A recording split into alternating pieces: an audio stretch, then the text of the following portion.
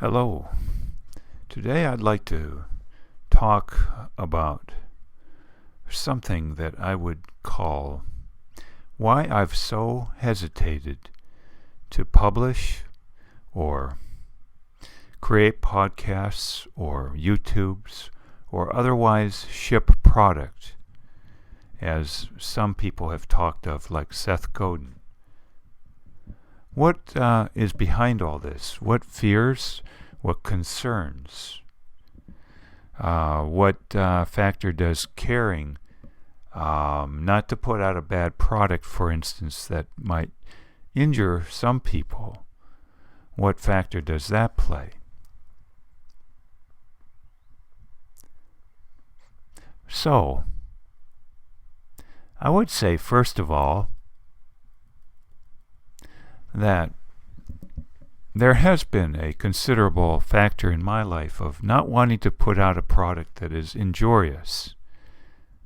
We can all think, for instance, of drug companies sometimes putting out products that arguably weren't always fully tested for whatever reasons. There was, for instance, the fen issue, where this drug was put out and later deemed inappropriately so, such that heart valve problems came about, heart valve damage.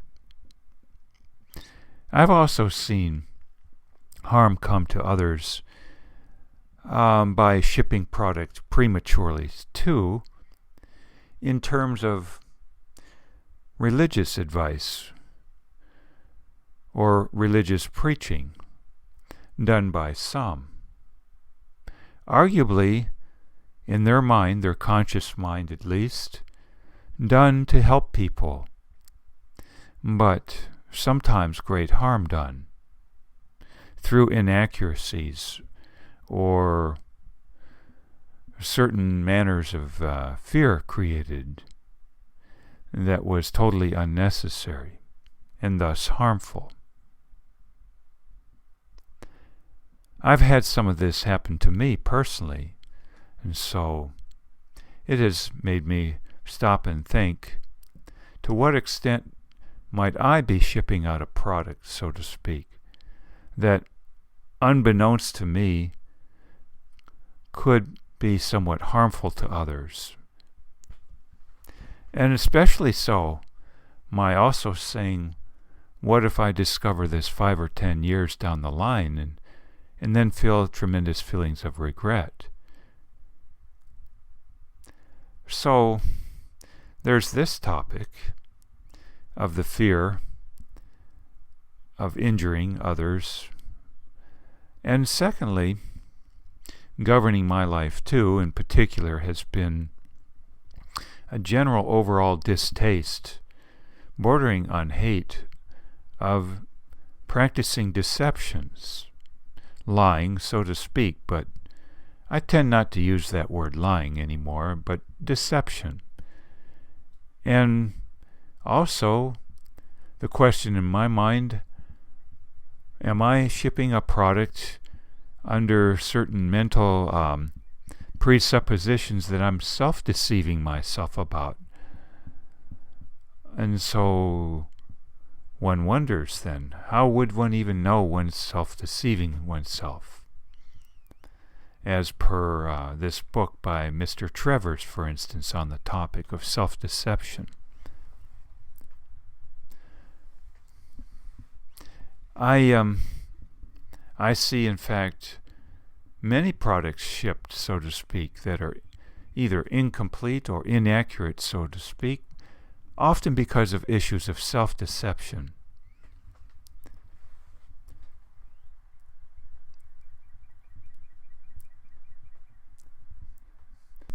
Now, I tend to see this self-deception happening most often from two sources, generally involving a rush to get either sexual satisfaction, particularly through marriage, or through rushing to acquire good housing, so to speak, often tied again to getting married. So at either rate, it seems so commonplace for us these days to want to rush to get what we want, particularly if we feel deserving of it. And so what happens? Self-deception, perhaps, in the aid of acquiring these things, and then the mind sort of rationalizes away any harm done to others through this deception, or worse. But I think in the main, when we're talking about shipping product, talking about deception or self-deception, and particularly in my mind by way of not working out discrepancies that one might otherwise notice and want to address. So if I haven't mentioned this already, it has always been in the back of my mind that a form of deception is to say something when you haven't worked out all the discrepancies that you notice on a particular topic or framework.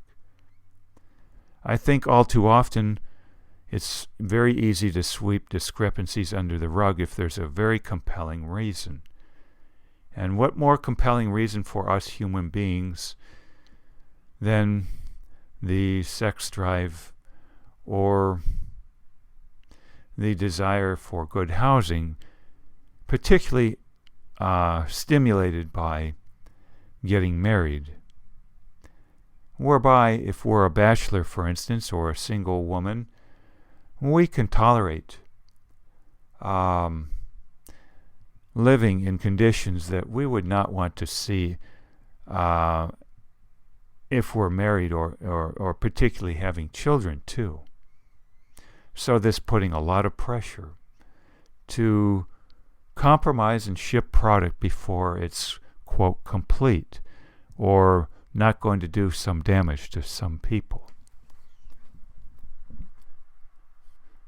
Another reason why I've often hesitated to ship product is because I thought perhaps the topic matter would be of so little interest to people that no one would want to buy the product, whether a book or listen to a podcast or something. But as I've come along in life, I've come to discover that sometimes what I thought would not be popular could well be quite popular. And also that I had totally been unaware of the power of the internet to include any use of social media and targeted ads to find what you might call your 1,000 true fans, as put out by Mr. Kelly, this idea. So, for instance, when I used to be an avid photographer 20 years ago, I never seriously considered trying to find publications that would publish my work, usually of a landscape nature, because I figured almost no one would want to buy it, and I had no idea how to find your 1,000 true fans, so to speak. Not having any inkling of what social media was all about till very recently, in fact.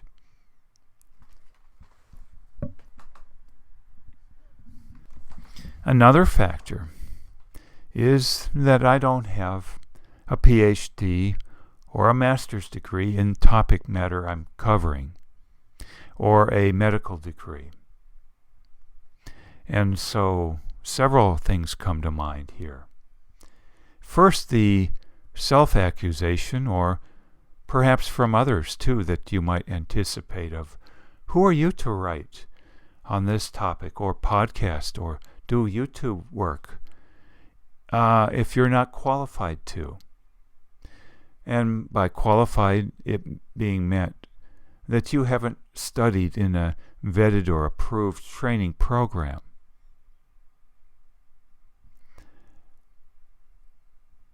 This has always been a vexing topic for many creators, I think, who don't have, quote, credentials.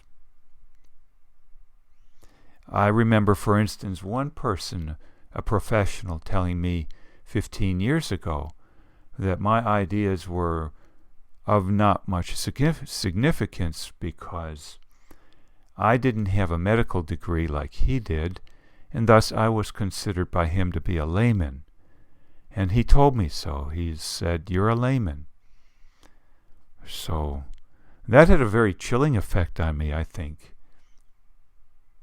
And finally, there's been, of course, issues too of practicing medicine without a license accusations, particularly in certain fields, like psychology or even self-help. I'm reminded of Roy Masters, for instance, who is still alive, and at one point earlier in life, he had put out some material of a psychological nature, and the American Medical Association sued against him, and he was found guilty and sentenced to 30 days in prison. So that knowledge too had a chilling effect on me shipping product. For who wants to be accused of being either a layman or face a lawsuit and or court appearance and possibly go to prison? And what with any after effects from that too. Again, very chilling effect on all of that. And then too, there are accusations by certain bodies and persons within that if you haven't had vetted training in college, what you come up with is not scientific. Or perhaps the results you have haven't been subject to, quote, double-blind studies or peer-reviewed studies, and so again aren't considered scientific, but pseudoscience or based solely on intuition. All of this being applied, for instance, I would say too, to anything someone comes up with of a religious-based nature, where accusations are again leveled these days of it not being scientific, but simply, quote, from the heart or from intuition. And accusations made too that perhaps this then could be construed sometimes of a delusional nature, for how would you then separate intuition from delusion without proof?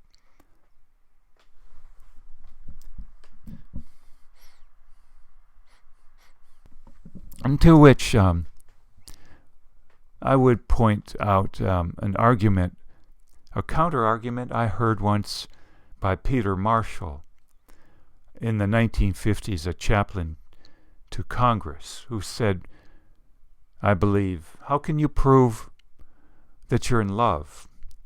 Or I might add, how can you prove that you're even alive or that you're not dreaming? Or how can you prove beyond a shadow of a doubt that you have only 2 arms and 2 legs and not 4 of each, without conducting test tube studies and double-blind studies? How can you prove that without all of that, without computers, etc.?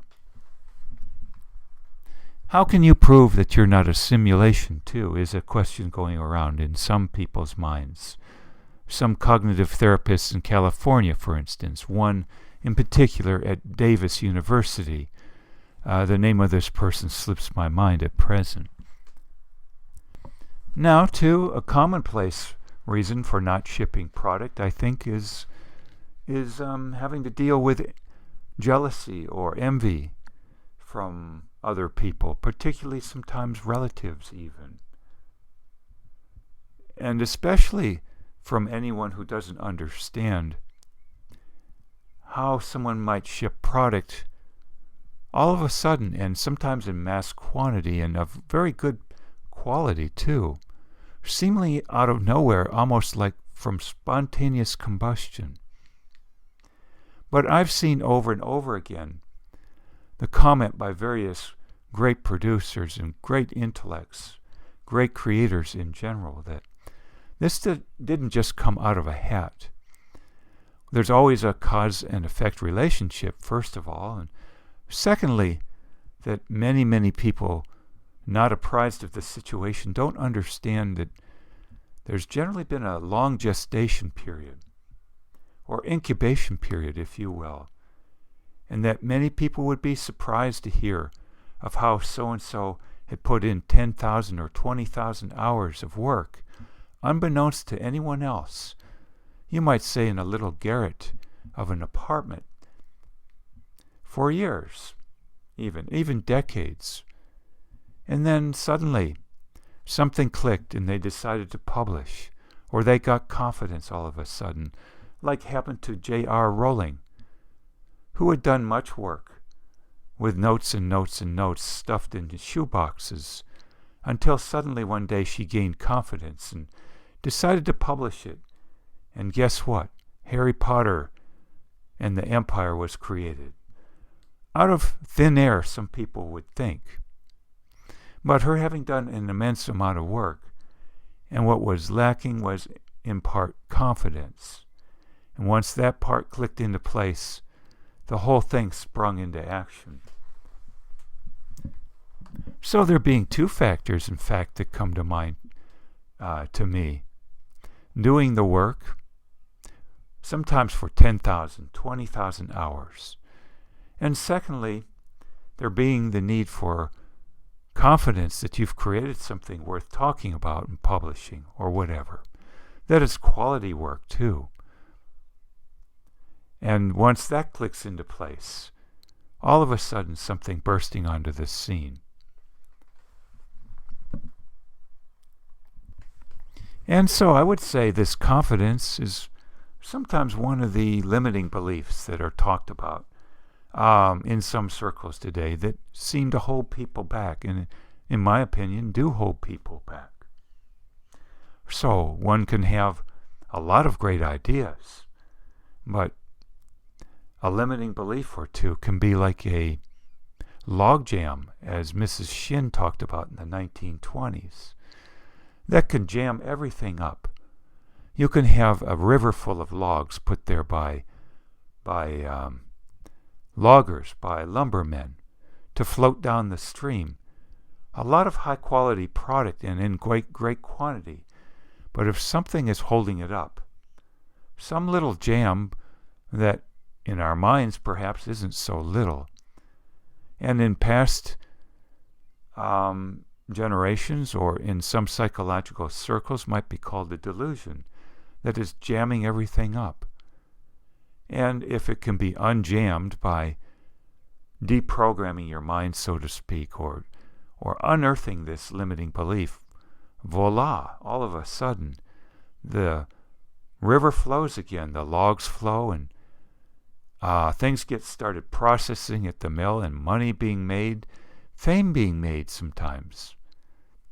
Case in point, Tony Robbins, who went from janitor to millionaire in 1 year, or 18 months. Or perhaps Oprah, or many others who have suddenly appeared on the scene, left many, many wondering and scratching their heads. Where did this guy come from, or this gal? And how did this happen seemingly out of thin air? Almost to the extent, then, that these people must surely be frauds, or else why can't I do the same thing? Or we might just say, the gods are fickle, or it's a fluke of luck and they're going to wake up tomorrow and be back where they were to start with. Now, too, it's very, very commonly heard that what holds us back so often is fear of criticism. And I've tried to unpack that some in my mind over time and have come up with some interesting thoughts, I think, to share. That oftentimes what we talk of fear of criticism is otherwise talked of as perfectionism, the fear of not getting it right and being criticized. But then what is it we fear being criticized about? What is it we really fear? And what I've come up with in my mind is several things.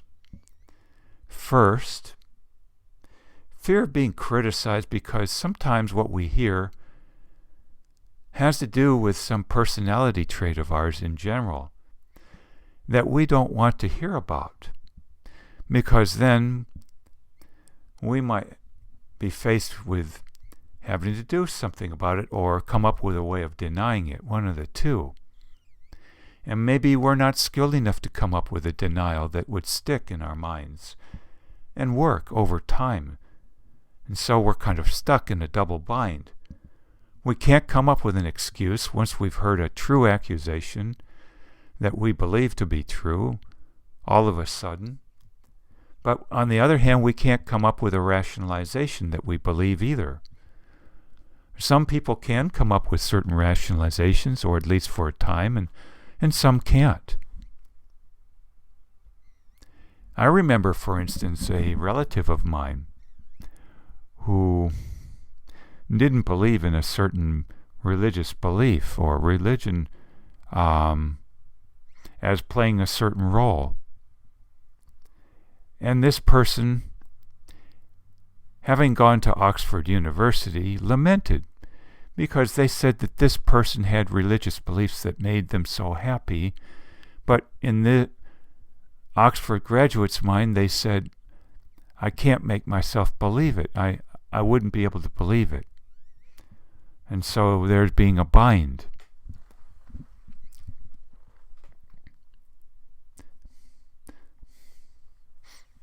And alternatively, I see many of us, myself at times too, receiving what you'd call criticism and then buying into it when that's inappropriate.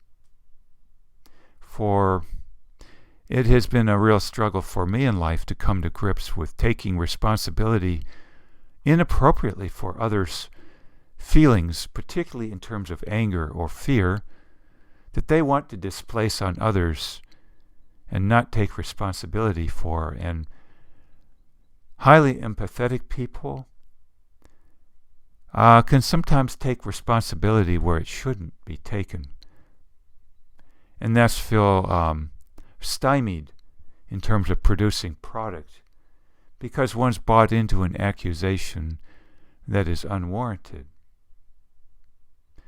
For instance, accusations concerning your motives for producing the product in the first place.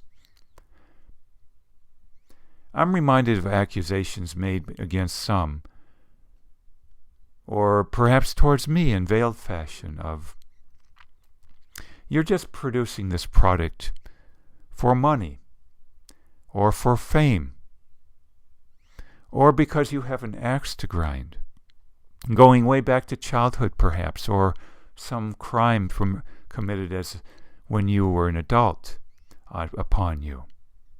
But at any rate, it often being a matter of one's motives being questioned, particularly by someone envious or jealous of you.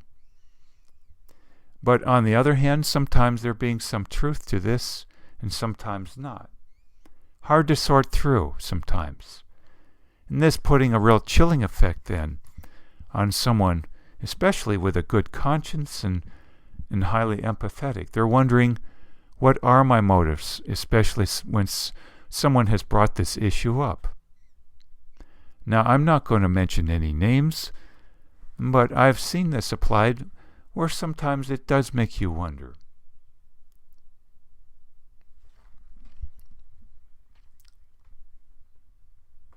And there, of course, there are issues concerning how some people do put out product before it's fully tested, or matters of discrepancies are involved because they don't have a strong conscience.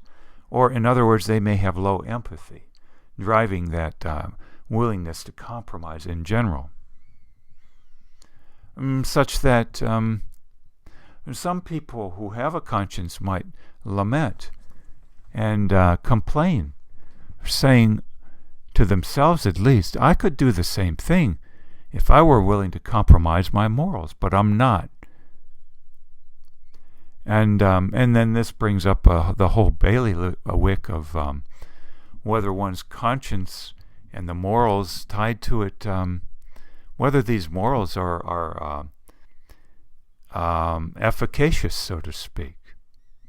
For it's come to my attention several years ago, or even earlier, that some people have accused me of having a pathological conscience in certain ways, and that this was holding me back.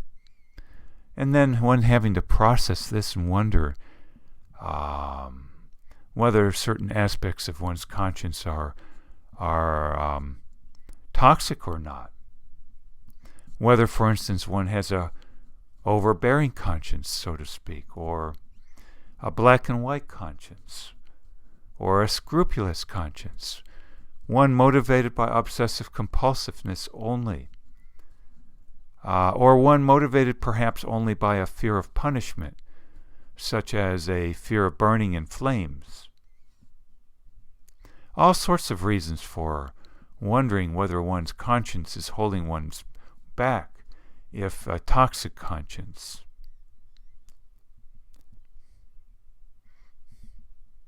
So, these topics to consider.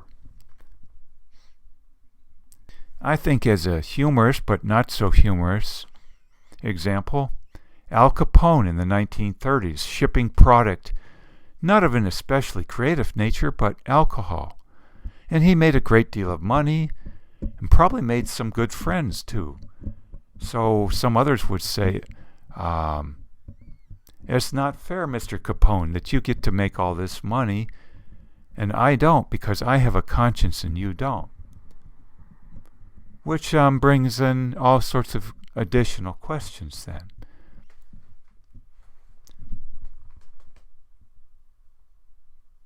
To include questions concerning whether it's appropriate to compromise one's morals to get sexual satisfaction or good housing, for instance, and whether you define getting married to have this sexual satisfaction and children as a basic human need, or whether you define it as a luxury item. And in certain other ways, what if one has an addiction to something and one can't get the help one needs to overcome it for whatever reason, and maybe there is no help available. And so maybe one says to himself, well, I need money for this and that, and one thus feels deserving of a sort, especially if one considers these things a basic human need. And one then decides to ship product by compromising one's morals in certain ways. Again, bringing up some interesting questions, I think.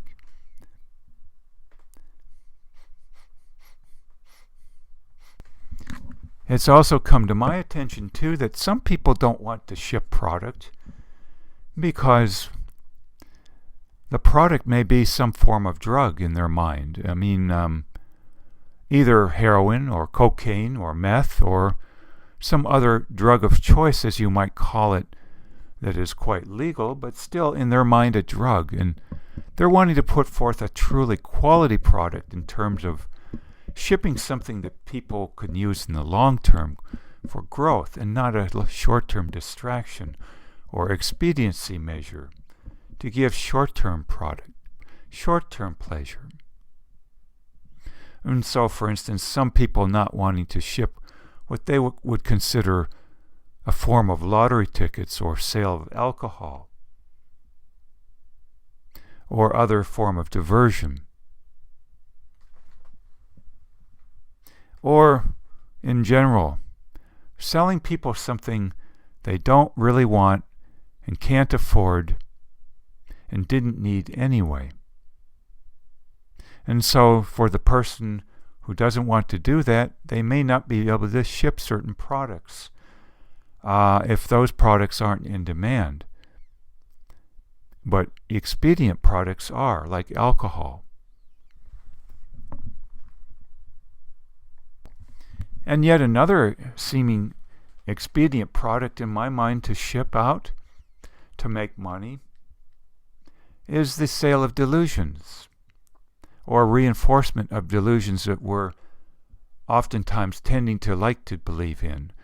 Another word for delusion being a denial or a limiting belief.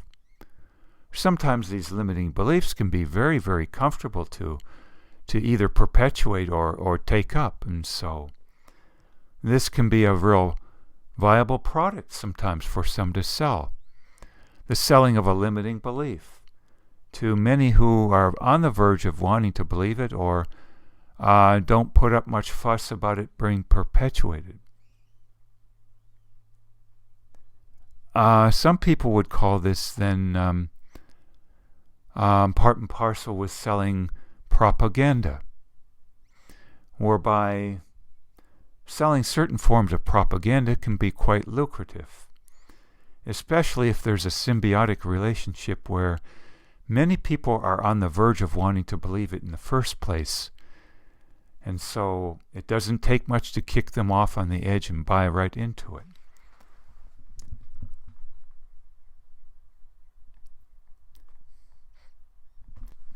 Another thing that is a favorite product I've seen, but of an expedient nature in terms of making money or garnering fame or control, power, is the selling of something that causes fear in general. The selling, for instance, of news items that cause fear, whereby I'm sure most all have heard the phrase, if it bleeds, it reads. Hence, if it causes one to feel fear over news items of a violent nature, then this is esteemed by news sources and providers to be read, to read, and thus generate profit. Or if one promulgates certain religious views in certain religions, this too can stir up fear. And the same applying the phrase, if it bleeds, it reads. I'm reminded, for instance, of a person talking of one way to bring people into church. It was humorously said, offer a great chicken dinner, fried chicken dinner, or a powerful message on hell. In other words, again, that selling fear can be a great way to ship certain kinds of product. But what happens if one isn't willing to do this, or has become apprised that one was doing this for money, or what money will get you?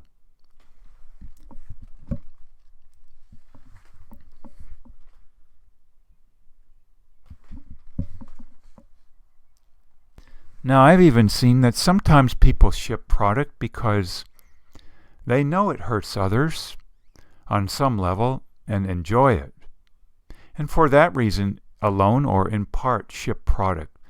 For instance, the quintessential example being Mr. Hitler or Stalin or Pol Pot. And they shipped product and it made them a bundle and they got a lot of fame and power. And one of the reasons they did this in particular, I believe, is because it felt good to see others hurt by their product. I think the word for this is sadism. But another less toxic word being displacement. Displacement of rage, basically, for whatever reasons. And so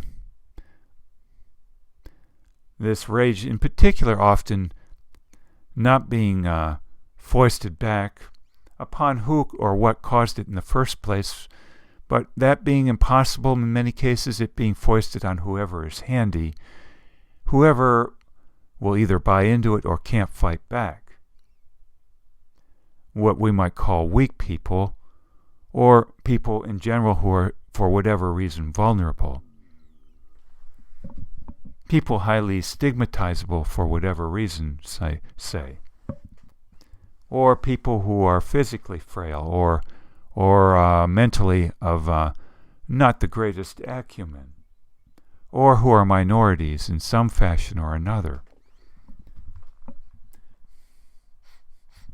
Now, something that has always been a factor in my mind too, holding me back at times, is this concept of, what if I make a mistake, first of all, but second, what if this mistake is something I'm going to regret big time down the road, in terms of my deeming it something that I will never recover from, that it's going to be, in a sense, catastrophic, and I'll regret this. I've done several things in my life, for instance, that I've wondered whether were a big mistake.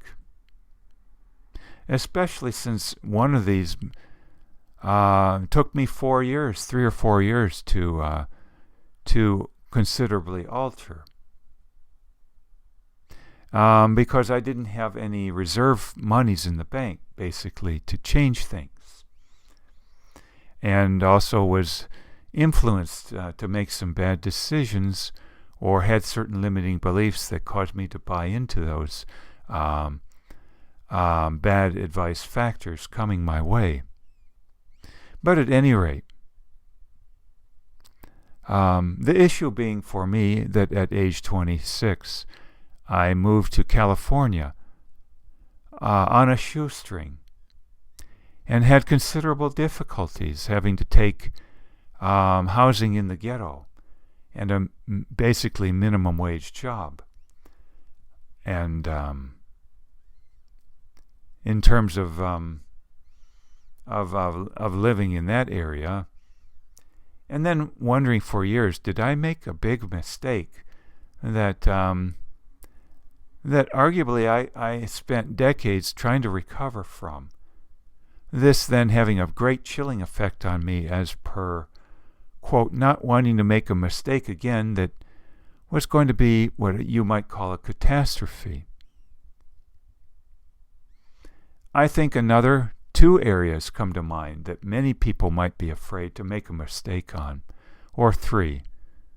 Will I marry the wrong person and then regret it for decades? Or, especially, will I have a relationship and have children and then regret that? Will I have sexual relations and the person become pregnant?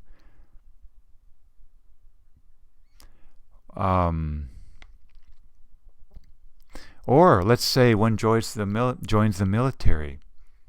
Will I have to go to war sometime?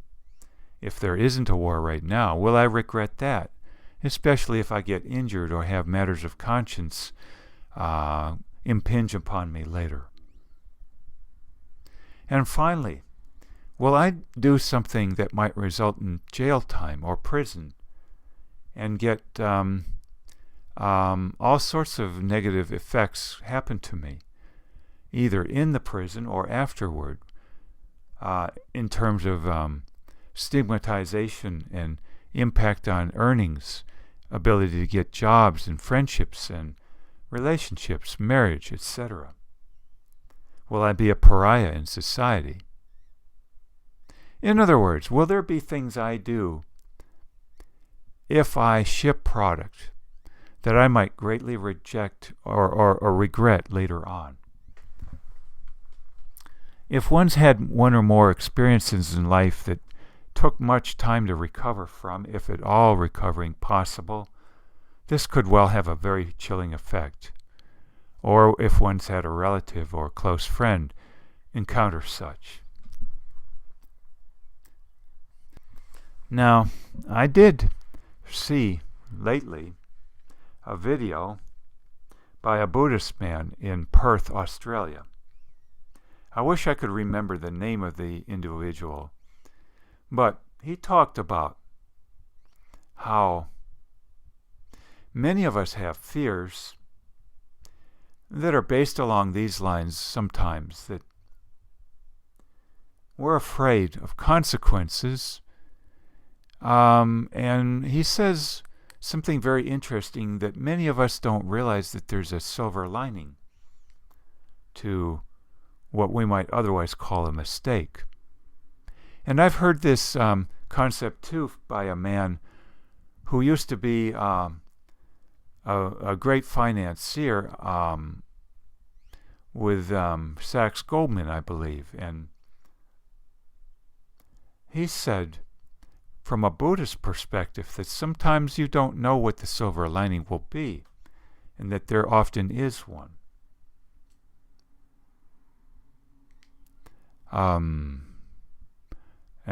Sometimes it can even save your life. And I've heard this from several other sources too, that they've done things that they thought at the time were a big mistake, but only to turn out to have a great silver lining that actually improved their life, and that before, their life, in one person's words, sucked.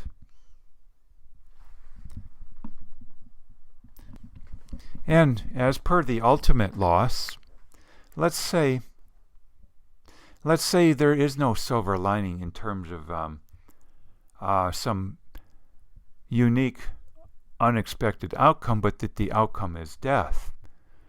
Well, this one man in Perth, Australia, said that sometimes even sudden death can have a silver lining, in that the form of death may be merciful, as opposed to, let's say, an extended period of time in a nursing home and death from that manner, which might entail a great deal of suffering. And here's a twist I might put in that I don't know I've heard many, if any, say, that sometimes a silver lining to death that we hadn't expected can be the silver lining of it having a beneficial effect to those we leave behind, so to speak, a beneficial effect to society. I'm reminded, for instance, of Gandhi, or Lincoln, or Martin Luther King Jr., whereby one might at first say that there might not be a silver lining to be assassinated, but on the other hand, these men's lives would surely not have left a mark had they not undertaken the actions they did with full knowledge that they might be assassinated someday. And in fact, thus, the very act of dying by assassination was the means by which to help many people who otherwise would never have been helped. So this being the silver lining, that yes, a sudden death, but while arguably not producing anything beneficial for this person in their life, it producing massive effect for others through the silver lining of what some would call martyrdom, but others would call simply a life lived that benefited many others in many ways to the positive, that would never have happened unless this person basically undertook death by possible assassination and the silver lining that it would convey. Now, to get into another topic area, I think something that has held me back sometimes from producing product in a genre or area or topic matter that doesn't seem to be very commonplace to put out, or that you fear might get a lot of negative criticism, possibly hostile, even violent in nature, is to wonder, if no one else is talking about this but I think it's true, and I'm the only one seemingly, am I delusional? Or do I have some kind of limiting belief driving this? And thus one having what you have what is so ubiquitously called self-doubt. Yes, I think much of this self-doubt arises when one has ideas that are very uncommon, especially in one's culture or one's time, and then wondering why one has these uncommon ideas. If one is very truthful in one's life, one might say, how can I be the only one who has this idea and no one else? The probability must be that I have a delusion or limiting belief, rather than everyone else being wrong, correct? But whereby in life I've seen lately in my mind that sometimes we only think we have an idea no one else has because maybe the culture is of a sort where this idea simply rubs it the wrong way, and so hardly anyone wants to speak up about it. Hans Christian Andersen, for instance, came out with a fairy tale entitled something like The Emperor Has No Clothes, or is wearing no clothes. And while many people saw this emperor parading, figuratively speaking, with no clothes on, didn't say anything for whatever reasons: fear of punishment, fear of embarrassment, or fear of hurting someone else's feelings. And it took a child to speak up the truth for whatever reasons. So sometimes I think we have self-doubt to put out a product concerning certain topic matters because we think no one else is thinking what we're thinking. And thus we must be a little cuckoo. There must be something wrong, some limiting belief or delusion that is making us think this. And then what happens? Then someone has the courageous or otherwise driven idea to put forth the idea, like Mrs. Burke with the Me Too movement of a certain topic, and bam, you've got a Me Too movement, and guess what happens? You have thousands follow the next day because they suddenly are enamored with the idea that, hey, my idea wasn't delusional after all, and I have confidence that that's true because someone else had the same idea, and they spoke up about it. So maybe I'm not so cuckoo after all. And how wonderful then to see great ideas come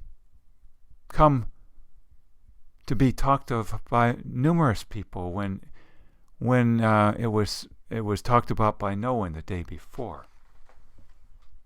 And this happening in many areas in time, and called, for lack of a better word in my mind, various Me Too movements or social causes in general. And of course, too, anytime one wants to ship a product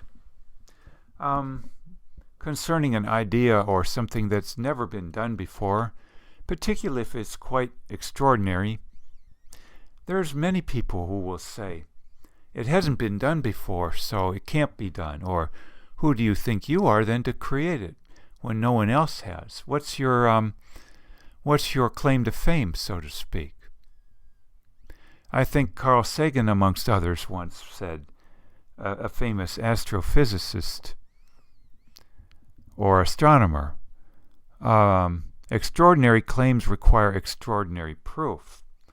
So, someone wanting to ship product of an extraordinary nature in many people's minds is often going to be told, where's your extraordinary proof that you can do this, or even have a right to do it, or that you could pull it off, or that it's something not inane. For instance, Seth Godin was talked of by his relatives for a decade as someone who was cuckoo. Or Arnold Schwarzenegger has done videos on how he came from Austria and was told it was impossible for him to do this and that, whether in acting or in politics. And Henry Ford was told that his Model T car was ugly, or perhaps that no one would buy it for other reasons too.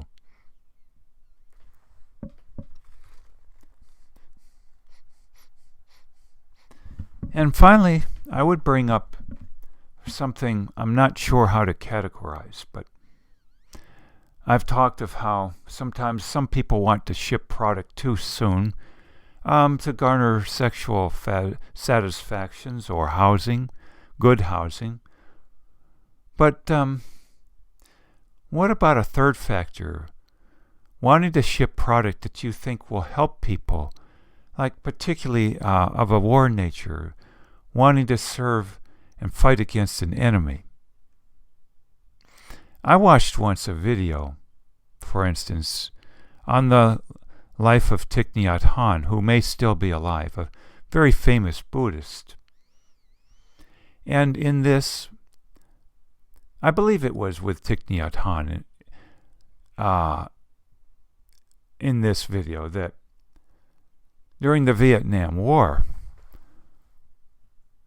or the war against communism in Asia, some Buddhists wanted to fight against the communists because they wanted to relieve suffering. They wanted to ship product, basically, that would relieve suffering. But some in the monasteries they were members of urged them to complete their training before doing this, because it was argued they'd be more effective.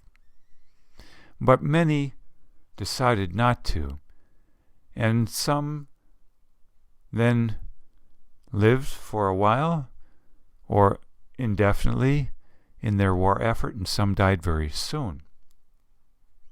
But again, the question being, if they had waited to what you might call refine their product, would it have been much more effective down the line later?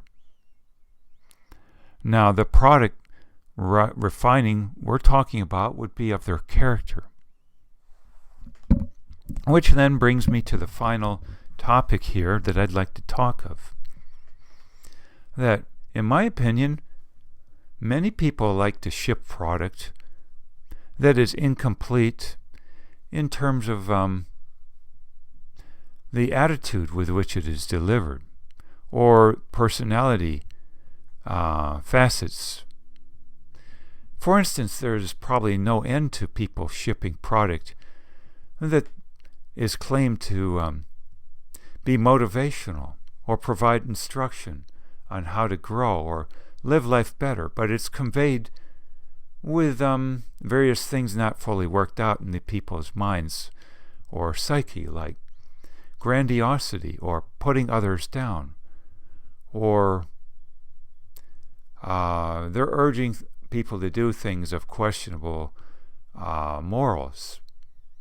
Or perhaps their personality is one where their mind is rushing a mile a minute, whereby there's indicative of this many fear issues involved that have not yet been worked out.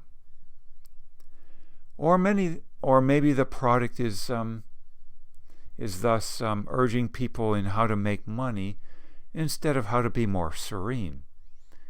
And if the person had waited a few years or decades and done what it took, they would be shipping product instead that had a much more beneficial nature to humanity in the long run, in terms of providing answers and solutions to serenity instead of how to make money to throw at your problems. And then being of a more superficial and short-term nature fix. And thus, the difference, in essence, between Gandhi's shipping product, which, in the end, the conquering of the British Empire, taking 50 or so years to create in his psyche before it or ready for shipping. Whereas many a person might want to ship product in their 30s that can help people make a pile of money, but this never being Gandhi's intention. So the question then to some creators is, do I want to wait and ship product more of a nature of Gandhi's that will provide long-term benefits in terms of a whole society growing to be more serene or spiritual in nature, or dealing with fears better in general, and provide refining of character? Or do I want to ship product much earlier in my life that doesn't require much refining of my psyche, but is simply a shipping of product in terms of how to help people make more money? Millions of it perhaps, or even billions. This is in my mind a very interesting question.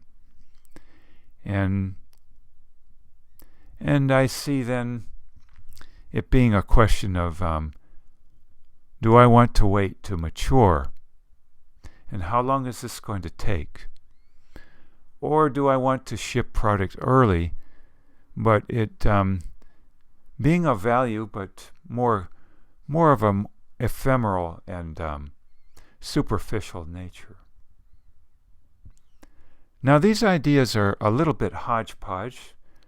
I didn't sit down and make a big outline of point by point and in order, although I did read from I did pluck ideas off of a paper I wrote, but I hope at the same time it's useful, even in a bit disorganized fashion, because these topics are ones I've had to be working on in my life. They're topics I've done considerable reading of and listening to podcasts on and viewing of many YouTube shows and from therapy and psychoanalysis and meditation. And so I hope these ideas are somewhat useful. Maybe they'll reinforce something that you're pondering and just need validation on, or maybe it'll jog something that will get you going in a new direction. At any rate, I hope these ideas are helpful, even one or two, and wish you well.